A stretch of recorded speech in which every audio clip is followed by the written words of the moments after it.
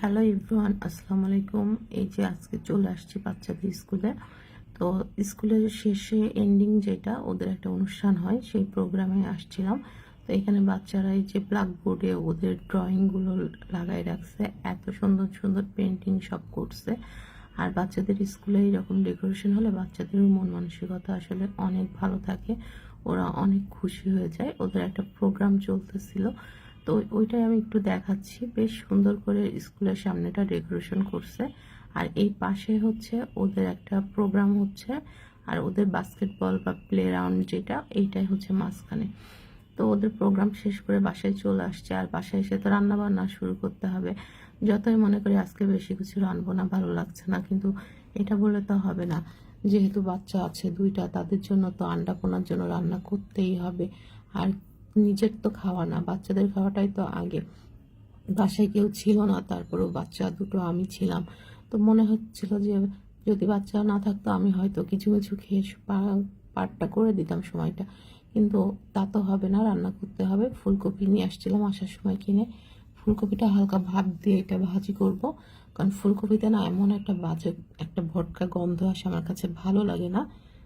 কারা এইভাবে করেন জানি না, কিন্তু আমি এরকম করে করি মাঝে সাঝে যখন সময় একটু পাই। তো আজকে যেহেতু একটু সকাল সকাল উঠেছি, বাচ্চাদের স্কুলে গেছি, তো সময়টা না আমার একটু বেশ কভার হয়ে গেছে যে তাড়াতাড়ি স্কুল থেকে এসে রান্নাটাও শুরু করে দিয়েছি।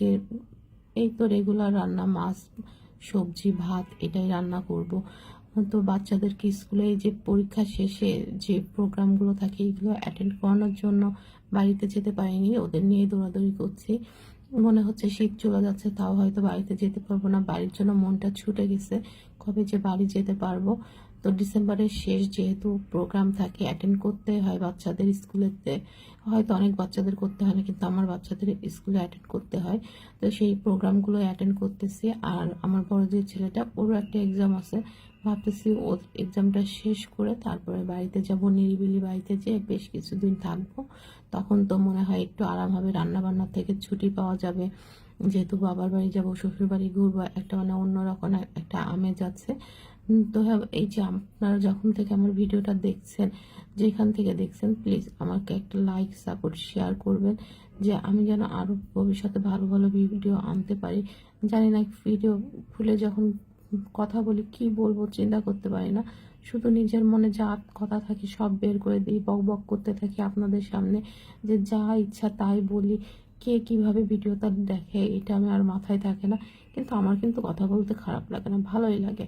একান্তে কথা বলতে পারি আপনাদের সাথে। তো প্লিজ একটা লাইক কমেন্ট শেয়ার দেন আমার এই পাগলামো কথাগুলো শুনে।